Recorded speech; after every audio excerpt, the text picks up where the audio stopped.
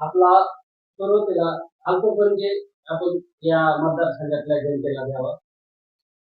नमस्कार, मी सुघोष नारायणराव मुंडे. सर्वप्रथम आपल्या सर्वांना दिवाळीच्या खूप खूप शुभेच्छा देतो. हे दीपावलीचं पर्व आपल्या आयुष्यात सुख समृद्धी आणि भरभराटी घेऊन येऊ ही ईश्वर चरणी मी महालक्ष्मी चरणी प्रार्थना. माझं शिक्षण हे MBA झालेलं असून मला पहिल्यापासून सामाजिक कार्याची आवड आहे. त्यामुळे मी मागच्या 22 वर्षापासून विविध NGO मार्फत अनेक सामाजिक कार्यात सक्रिय सहभाग घेतला. माझे वडील हे विधान परिषदेवर आमदार असल्यामुळे मला राजकीय पार्श्वभूमी देखील आहे आणि त्यामुळे मला गेवराई तालुक्यातील लोक, गेवराई तालुक्यातील सामाजिक, आर्थिक व राजकीय प्रश्न याबद्दल पण थोडी माहिती आहे. अर्थात आपण जसं म्हणलात की आपल्याला सामाजिक क्षेत्रात आवड आहे, आपण NGO मार्फत सामाजिक क्षेत्रामध्ये काम केलेलं आहे.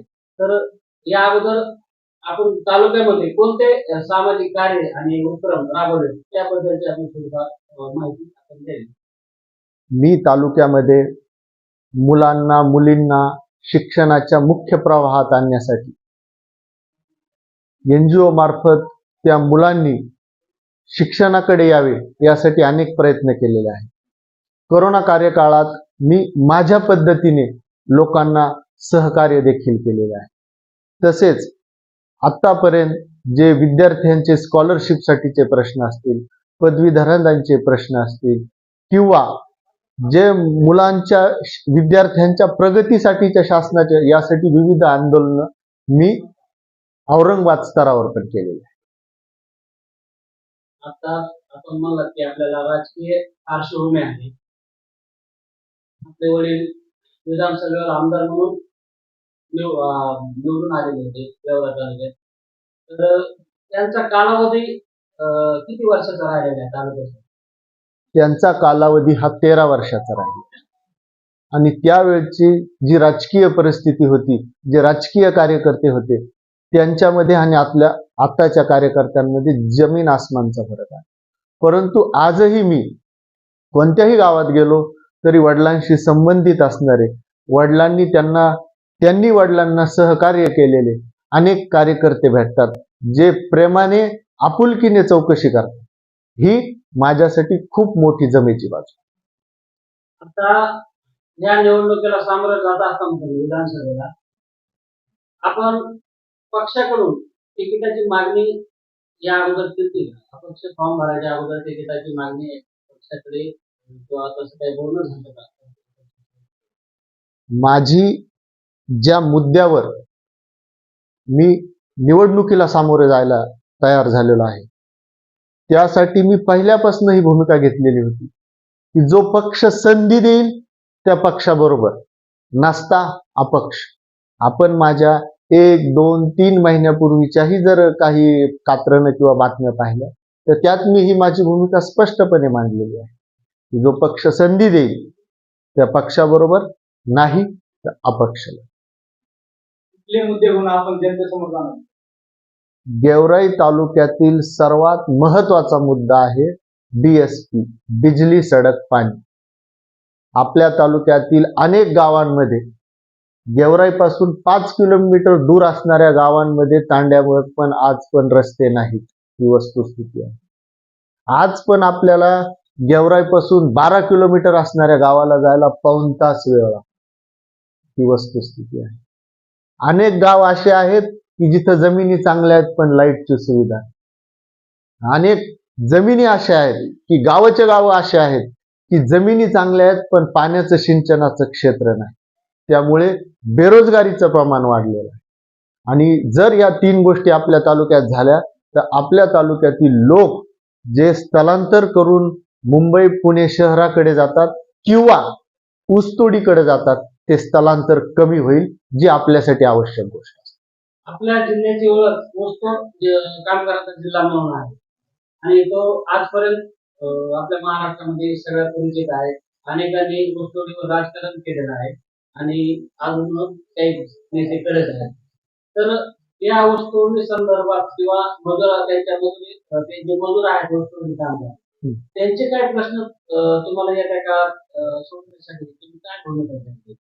ऊस तोडणी मजूर कामगारांची संघटना 1989 साली माझ्या वडिलांनी रजिस्टर केलेली. महाराष्ट्रातील ती सर्वात जुनी संघटना आणि ऊस तोडणी कामगारांच्या प्रश्नावर त्यांनी साहित्य देखील लिहिलेलं ही झाली. पण आज ऊसतोड मजुरांचे जे प्रश्न आहेत ते खूप वेगळ्या पद्धतीचे आहेत आणि त्यासाठी विविध स्तरावर अभ्यास करून ऊसतोड मजुरांच्या मुलांचं शिक्षण, त्यांना एका जागी स्थिर करणे आणि त्यांना नुसते वसतिगृह देऊन त्यांच्या प्रश्न सुटणार नाहीत, तर त्यांना मुख्य प्रवाहात आणावं लागेल. त्यांना शाश्वत द्यावं लागेल की शासन तुमच्या पाठीशी आहे. त्यावेळेस ऊसतोड मजुरांचा जिल्हा हा जो बीड जिल्ह्यावर लागलेला आपण म्हणतो की डाग आहे तो पुसण्यात येईल. आताची जी परिस्थिती आहे, राजकीय परिस्थिती पाहता तालुक्यामध्ये लोकसभा झाल्या आणि आता ह्या विधानसभेच्या निवडणुका आहेत. तर तालुक्यात अशी परिस्थिती आहे सध्या की प्रस्थापिताविरुद्ध विस्थापितांची लढाई असं चर्चा जनतेमध्ये आहे. तुम्हाला कसं वाटतंय का की बाबा तालुक्यात प्रस्थापिताच्या विरुद्ध विस्थापिताची लढाई आहे आणि त्याच्यामध्ये विस्थापिताला जनता स्वीकारेल? सध्याला तालुक्यामध्ये प्रस्थापितांच्या विरोधात सुनामी आहे. आज प्रस्थापित जे दारोदार फिरतायत त्याला कारण ते आहे की जनतेच्या मनातला आक्रोश हा प्रस्थापितांपर्यंत पोहोचलेला. त्यामुळे गेवराई तालुक्यातील जनता ही निवडणूक ही स्वतःच्या अधिकारासाठी लढत. या निवडणुकीमध्ये जातीचं राजकारण किंवा जात निहाय काही विभागणी मताची केली जाते. तर याच्यावर आपलं काय म्हणतं? महाराष्ट्रात मागच्या 14 महिन्यापासून जे आरक्षणाचं एक वादळ उठलेलं आहे, या आरक्षणाच्या वादळामध्ये मूळ याचं बेरोजगारी आहे. याचं मूळ हे बेरोजगारी आहे. आर्थिक विषमता हे याचं मूळ आहे आणि याचं जातीयवाद होतोय हे वास्तव आहे. हे कोणीही नाकारू शकत नाही. आज लोकसभा असतील किंवा त्या अगोदर ज्या ग्रामपंचायत झाल्या त्यांच्या निवडणुकीतून आपण जर पाहिलं तर काही गोष्टी खूप प्रखरपणे लोकांसमोर येतात. ते वास्तव आहे.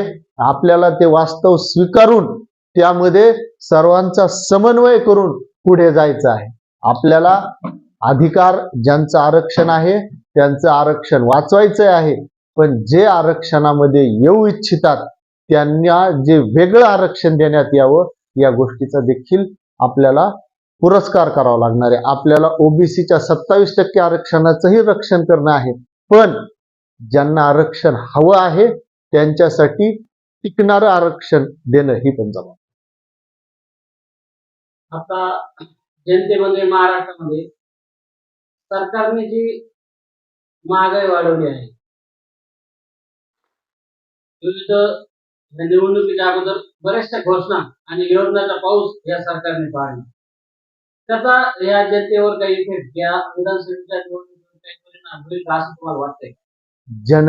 जनतेचा सरकार विरोधात आक्रोश आहे आणि त्या मुद्द्यांवरून लोकांचं जनतेचं लक्ष भरकटण्यासाठीच ह्या ज्या योजना शासनाने चालू केलेल्या आहेत ह्या केलेल्या आहेत. महागाई कुठे गेली? सोयाबीनचा भाव याबद्दल चर्चा होत नाही. पीक विमा याबद्दल चर्चा होत नाही. कापसाचे भाव काय याबद्दल चर्चा होत नाही. अनेक लोकांना यांना देणे आहेत शासन त्याबद्दल काहीच बोलत नाही. 2-2, 3-3 वर्षाचे पीक विमे नुकसान भरपाई अतिवृष्टीची अद्यापही देण्यात आलेली नाही. या गोष्टी लोकांनी चर्चेत आणू नाहीत त्यासाठीच सरकारने ह्या मध्ये नवीन योजनांचा घोळ केला. 2020 पासून शेतकऱ्यांना तालुक्यातील शेतकऱ्यांना पीक विमा भेटत नाही. त्यासाठी अनेक शेतकरी ग्रामीण भागातील शेतकरी तालुका कृषी कार्यालय असतील किंवा तहसील असतील या ठिकाणी चक्रा मारतात. तर त्यांच्या प्रश्नावर तुम्ही मागील काळात काही अहवाल उठवला का किंवा काही निवेदन वगैरे दिले का? याबद्दल आम्ही तहसीलदार, कलेक्टर ऑफिस व कमिशनर ऑफिस औरंगाबाद या ठिकाणी पाठपुरावा केलेला आहे व NGO मार्फत आम्ही कोर्टमध्ये सुद्धा गेलेलो आहोत. त्या कोर्टनी आदेशही शासनाला दिलेले आहेत, परंतु तो आदेश देताना त्यांनी स्टेट लेव्हलचा दिलेला आहे की यांचे पीक विमे जर भरलेले आहेत, यांच्याकडे जर यांचे पुरावे आहेत तर यांचा पैसा यांना देण्यात या. त्या गोष्टी झालेल्या आहेत. जसं की आपल्या बाजूच्या काही जिल्ह्यातील लोकप्रतिनिधी स्वतः कोर्टमध्ये गेले. साहेब, आपण येणारी 2024 निवडणूक आपण पहिला मुद्दा जो आहे 2024च्या निवडणुकीत आपण कोणत्या आणि कोणत्या एकच मुद्द्यावर आपण सामोरे जाणार गेवराई तालुक्यात? गेवराई तालुक्यात 2 मुद्दे महत्वाचे आहेत. एक प्रस्थापित हटाव आणि दुसरा मुद्दा आरक्षण. आंतरवाली सराटीत जरी आंदोलन चालू असलं तरी आंतरवाली सराटीला सर्व गोष्टी ताकद पुरविणारा गेवराई तालुका. त्यामुळे ह्या 2 गोष्टी ह्या गेवराई तालुक्यात प्रखरपणे आहेत. आपण तालुक्यामध्ये आरक्षणाचा विषय जर समज घेतला पाहिला तर आपण ओबीसीचे नेते म्हणून तालुक्याच्या जनतेसमोर गेलेला आहे. तुम्ही ओबीसीच्या लोकांपर्यंत तुम्ही जनजागृती रॅली वगैरे करून त्या ठिकाणी गेलेला. तर तुम्ही ओबीसीचे नेते म्हणून तालुक्यात निवडणुकीत सामोरं जाणार होता. संपूर्ण जनतेला तुमचा पाठिंबा राहील असं काय वाटतं? मी ओबीसीच्या प्रश्नावर माझ्या काही सहकार्यांना बरोबर घेऊन पदयात्रा काढली, परंतु जेही माझे मित्र सहकारी मला इतर प्रश्नांवरही लढण्यासाठी पुढे या म्हणतील त्यांच्या बरोबर देखील मी लढायला तयार असणार. आजपर्यंत मी आंदोलन ओबीसी आरक्षणावर केलेलं आहे. मी गायरानधारकांसाठी पण आंदोलन केलेलं आहे. मी EWS हे सर्वांच्या हिताचं आहे, त्यासाठी आंदोलनात पण मी सक्रिय असतो. पण हो, लक्ष्मण पवार, अमरशेठ पंडित, बजावराव पंडित आणि पंडित ह्या प्रस्थापित लोकांच्या विरोधात किंवा यांच्या बाजूने किंवा यांच्या विरोधात आपली काय भूमिका आहे आणि आपण कोणत्या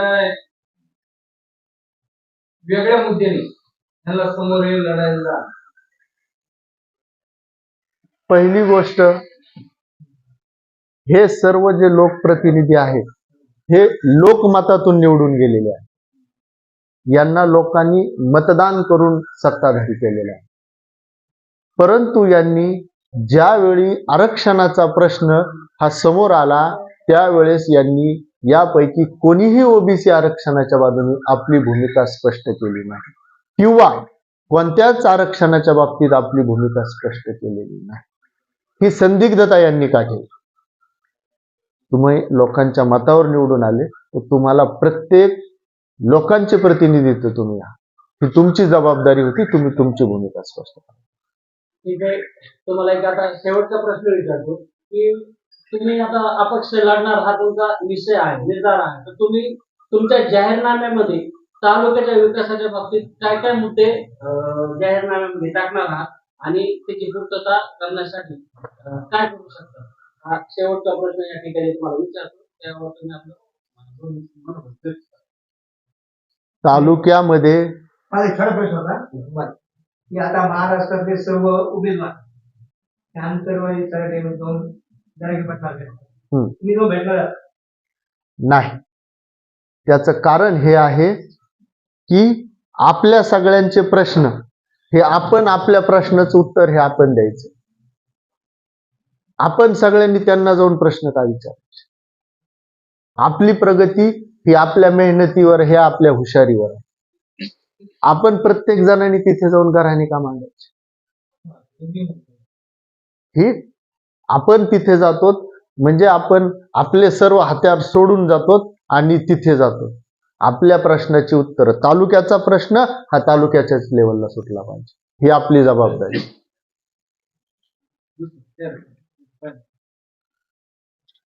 गेवराई तालुक्यात आपल्याला जर गेवराई तालुक्यात आर्थिक स्थैर्य हवं असेल तर गेवराई तालुक्यात सिंचन हे वाढलेलं असलं पाहिजे. आपल्याला गेवराई तालुक्यात चांगल्या शैक्षणिक सुविधा ह्या असल्या पाहिजे. आणि आपला गेवराई तालुका जो काही प्रश्नांमुळे सतत वादग्रस्त ठरतो. गेवराई तालुक्यात सतत एक दडपणाचं, दहशतीचं वातावरण आहे. दडपण, दहशत मुक्त गेवराई तालुका हे माझं विचार असतं. धन्यवाद साहेब. आपण